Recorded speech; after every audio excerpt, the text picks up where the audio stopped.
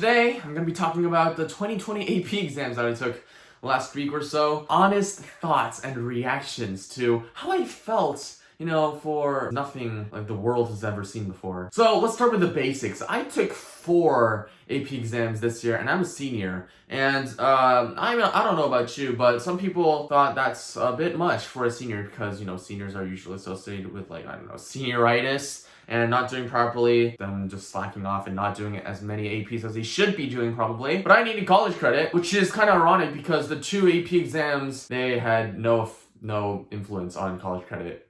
I just took them for fun. But at least it was a learning experience. The first one I took was AP Calculus BC, just to give you context. The second one I took was Comp-Sci A, Computer Science A. The third one was Macro. Well, the third one was actually Micro. Micro was first. And the fourth one was Macro. First one, AP Calculus, was on the 12th. And it was pretty chaotic. To give you the full context, I have solved previous past year exams, obviously, for Calculus. And most of the times, you have 4 sub-questions for 1 question up to D. So when I first opened the first question for Calculus BC, I was like, there's only going to be up to D. But then I saw the question, I was like, wow, this is really easy. It was actually just a graph. Both questions were just related to graphs and stuff. Am I allowed to say this? Because the questions are out anyways? I think I'm allowed to say this, right? College Board, please don't sue me. Oh my god. I'm literally not seeing any answers here, so just chill out, College Board. Both questions were about graphs, and their graph questions are like the easiest types of questions that you can get. So I thought, wow, if there are 4 sub-questions, then I made it. I start with A, do the questions, I start with B, and I do them. And for C, I accidentally scroll down so much that it scrolls all the way down to I. I go, holy shit. I have like 20 minutes left because I spent so much time on the first 2 questions because I thought there were going to be only 4, not up to I, which is like 10. So I had to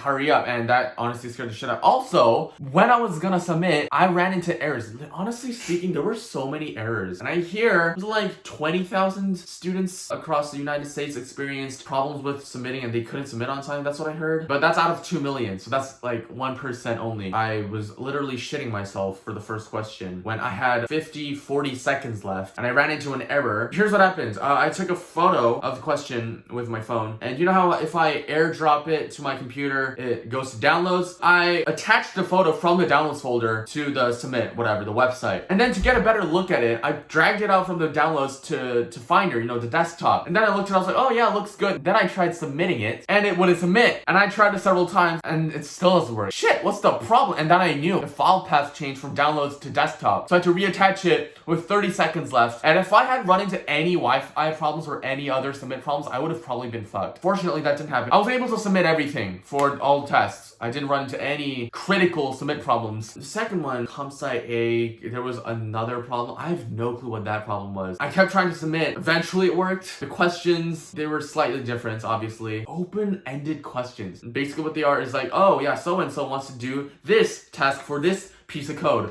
What should he or she implement, or what should they change, or how would that change affect the code, or something like that. It was open-ended. I thought it was going to be easy. It was like medium difficulty. It was open note. That was another thing, open note. But College Board's policies on open note was so weird. Yeah, it's open note, but you can't have any notes from textbooks or the internet. What the hell are you supposed to use? School was cut short by like 2 or 3 months. You think we have any notes from school? No, we don't. What do you expect us to use? You can't use the internet. Well, obviously, I guess it's plagiarism, but like textbooks, you can't use textbooks. My next was Micro. Fun fact, I studied for Micro in 5 days. Wow, that's actually pretty crazy now that I think about it. You don't really go out and study for an AP exam in 5. Nobody does that, but I guess it was only possible because it was open note, I guess, and because it was only 2 questions and it was at home and less stress level when you're in a familiar environment. And if you're wondering, I did study for AP Micro with Khan Academy because that's the only free resource and that's the only good resource. And I should say, Khan Academy did a pretty good job. I mean, they teamed up with College Board, so they did a pretty good job with preparing me for Micro because the concepts they had in the website, they basically came out on the actual test. And I guess that's pretty predictable because they did team up with College Board for SATs and APs, I'm guessing, and that's what they're supposed to do. They're supposed to give out accurate information. But yeah, Khan Academy was a pretty good preparation kind of thing. Micro was honestly very chaotic. I had a pretty hard time because it had up to more than I I'm sure. It had a lot of sub-questions, and I had to just scramble through. 5 days worth of knowledge isn't that much to get you through an AP test, and I really would have been screwed if it was like the other years, because I had trouble memorizing like the differences between marginal, so many marginals. Oh my god, marginal, like average total product, marginal average product, whatever, marginal utility, marginal revenue, marginal cost, so many concepts and the different types of labor markets, whatever. Oh my god, if it was 2019 I had to do this under normal circumstances, I would not have been able to expect a good score. Probably would have expected a 2, let's be honest here. Did I run into any submit problems? I think I did. I think I submitted with like a minute left or something. I was just scrambling because I was like so stressed. I was like really hyper. Macro, finally. Macro is easier in my opinion than micro, because macro is larger, there's less concepts to memorize, fewer graphs to memorize than micro. It was easier than micro, but it threw the